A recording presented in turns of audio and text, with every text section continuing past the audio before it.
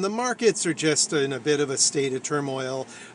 They've come back to pretty much even in the case of the S&P 500. In fact, the S&P 500 and the Dow and the NASDAQ were all in positive territory at some point this morning, which has been a relative surprise, I think, to almost everyone in the investment community. The VIX is at 51. So finally getting to levels that show and talk to just how much uncertainty and volatility there are out there. But the bigger story right now is one of misinformation. It's around the US administration, particularly President Trump on Truth Social, saying that he's threatening to add another 50% tariff levy onto China if they don't remove the 34% that they levied when the US levied something similar on Liberation Day. And what's misleading about this is there's reports on Bloomberg and out of the White House administration that the Chinese haven't even been trying to negotiate.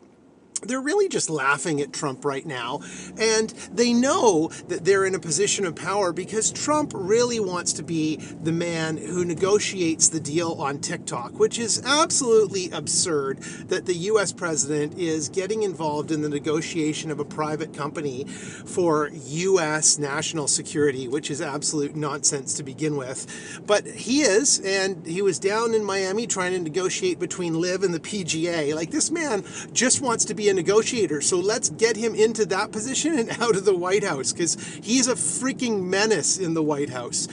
Anyway, the misleading information saying that he is attempting to negotiate is something that you want to bear in mind. Trump has every ambition in the world to crash the stock market and get interest rates down. That is his main and sole focus right now, and if you believe otherwise, you're going to lose money. So I would encourage you to at least be open-minded to that position and do your own research and see if there's a way that you can justify it and back it up and make some put option purchases today, because the market is going to collapse when these retaliatory tariffs go into effect on April 9th, which is this Wednesday.